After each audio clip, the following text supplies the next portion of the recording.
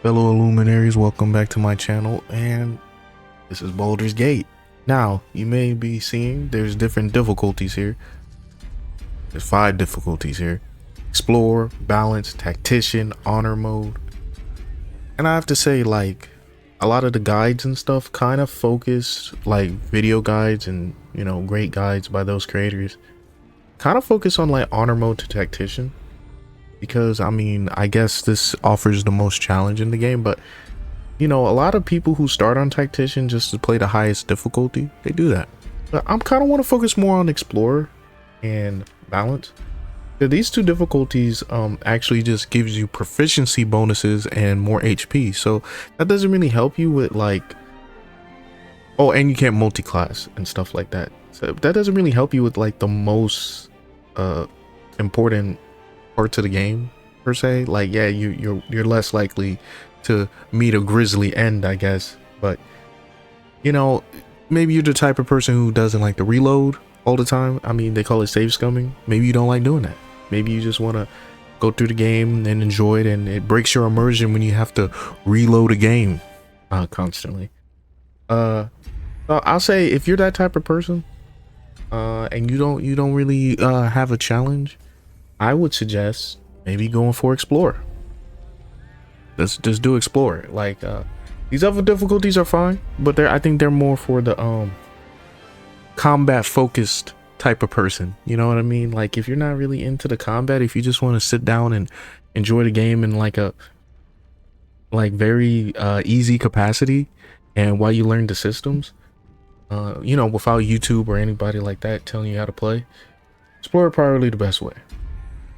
Balance is when you start getting into like the bonuses that are still there, but it gets just a little bit you know, it gets a little bit more difficult. You know, it's not as bad as Tactician, which is like, I would say like the baseline mode for someone who actually wants to do the combat. If you actually want to do the combat to its full capabilities, you know, Tactician probably the best way. But if you just want a little bit of a challenge sometimes, like when the ramps really rev up, I mean, I know the game been out for a few years, but some people still haven't like even finished their playthroughs yet. So, you know, I'm not really gonna give an example of those fights. I've played the game countless hours. So yeah, I would kind of lean towards like balance if you just want a little hard combat at the boss.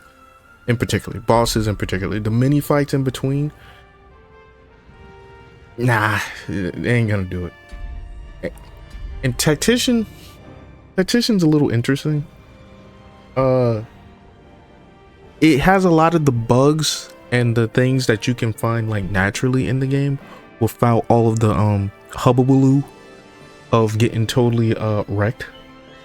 So by honor mode, because honor mode, you only get one singular save. That means if you meet a grisly end, that's it for you, bud. So yeah, I would really think about before you do an honor mode. Now they do let you continue it, and the bosses get harder. If you into the combat, and if you think you that guy, pal, first time, I would do honor. If you that guy, I'll do honor. But if you not, bro, go ahead and go back down here.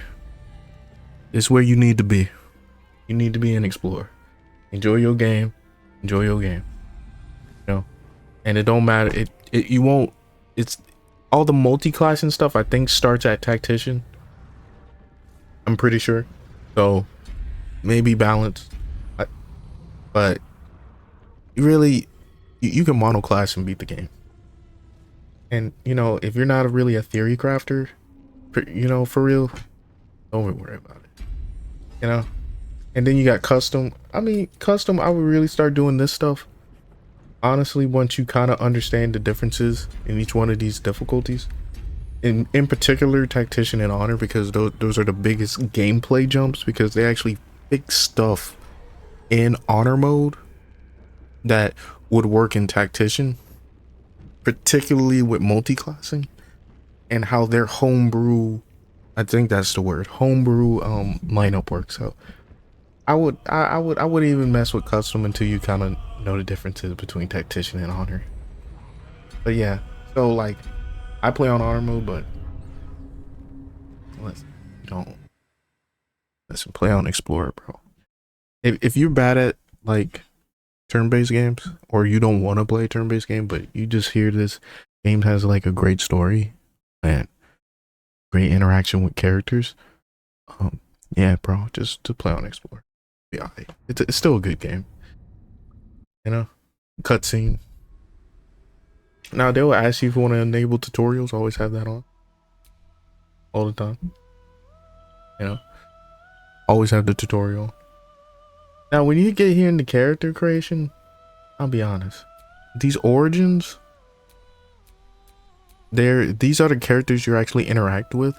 So if you actually want to like listen to this particular character speak, you know, play their introduction and like see how they like talk and stuff, and you be so don't play as them. Don't do it. You know, if you actually want to hear Gale speak, don't play as them. Don't. Now, Tav, which is basically like the created character basic class, is custom. You can do body type 1 or 2, male, female, or non-binary. Run it.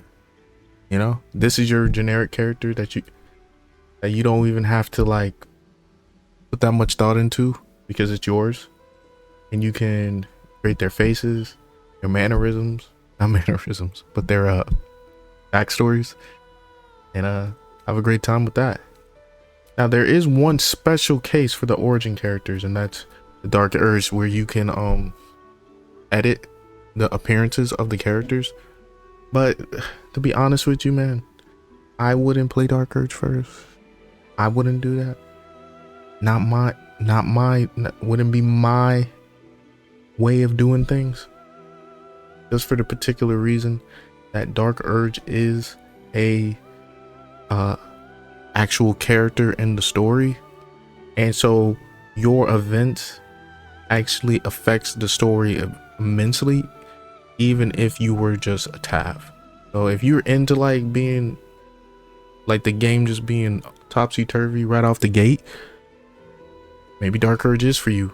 But if you just want to play regularly, I say, grab you a Tav, don't look back, and stick to it. Don't restart. I wouldn't restart because you can get into this analysis paralysis videos. You can kind of get into like build videos. You definitely watch them at some point, but like especially your first playthrough, maybe you just want to sit down and like just enjoy the game, like so. And the many races you get to choose from, they even got the little description if you see it like in the upper right. I'm on PlayStation, by the way, and yeah, you can actually see the description of each characters, which is pretty cool. Now, the fighter classes are probably easier. Like fighter, obviously, monk, less choices to make. Sork, hella choices. Hella choices.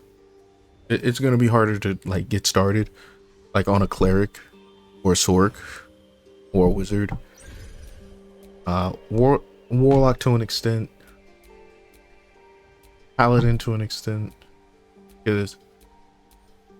and bard. Those would be the harder ones to get started on, like especially if you're not into like making a ton of choices each turn. But if you want to take up the challenge, yeah, go for them. Sorcerer has a lot of things. Now you get like a certain amount of spells per day, like when you're making your character. So when you think about cantrips, I would definitely just be like, these are your freebies. We're in sorcerer, by the way. These are your freebies. These are the ones you get free per day. So I would definitely, get some, read them, see which ones you want to do free per day. I would take at least one attack spell. That would be me. I would take at least one attack spell. That's just me. Spells. Now these are your limited resource per day. You get them back every long rest when you rest, obviously. So you go ahead and read them, Same thing, I would take at least one attack spell. Chromatic Orb probably like a good choice. Then you got subclasses. Now, not every class has a subclass. We're just using Sork as like the template, but Sork just so happens to have subclasses at level 1. So do with that as you will. No. Oh, where was I? Oh yeah. So you get a list of passives. Like, I picked a Dragon Ancestor like on purpose because your passives in this is like another long list. And on PlayStations, there's like a really wacky thing where I gotta like click it and it won't tell me the passive spell I get, because you can see you get a passive spell. You have to go back and go forward to see it.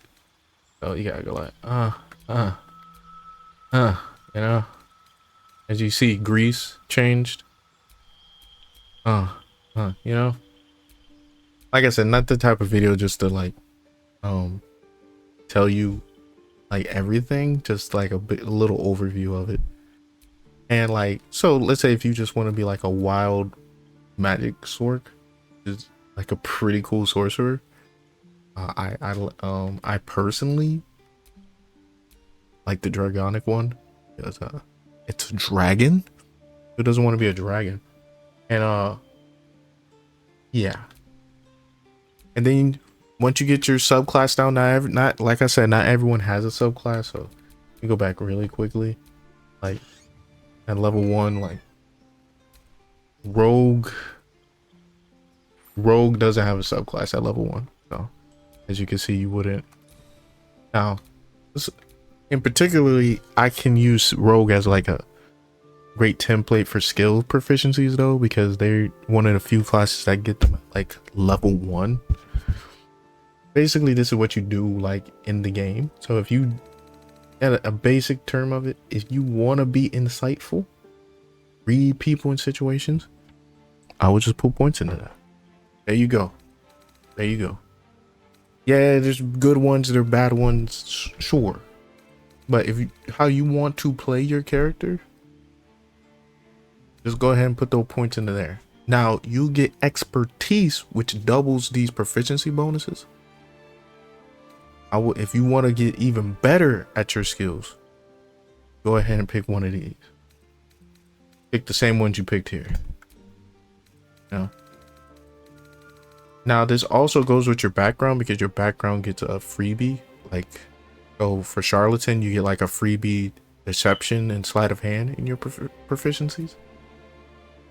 So you can go to expertise even though you didn't pick them here. That makes sense. And also your race also gives you a freebie in proficiency sometimes. Like yeah, a good example, like as you can see here, like a drow, they're perceptive creatures, so they get the, you know, they get that proficiency automatically. So when you go to expertise, you can put that extra 2 in there. So basically, to break it down, your proficiencies are what you want to be good at, your expertise is what you want to get really good at, and your race can actually factor into that. So pretty cool part of the game. It really adds to it. Now when it comes to your like how you look and everything, listen, you can be in here all day. Like really, it's extensive, it's good. They did a great job, and I have been here all day once or twice in my free time. So good luck with that one. I really have no. And then you can even name your character. Like, isn't that cool? Not every game you can name your character. Geralt and Witcher, you know? So yeah, you can go ahead and name them. I'll name them like, I don't know. Name them Tav. That's why everyone calls them Tav, by the way, because that's the default name they put in there for you. So yeah, this is your default tab if you ever like looking at some of the forums or something.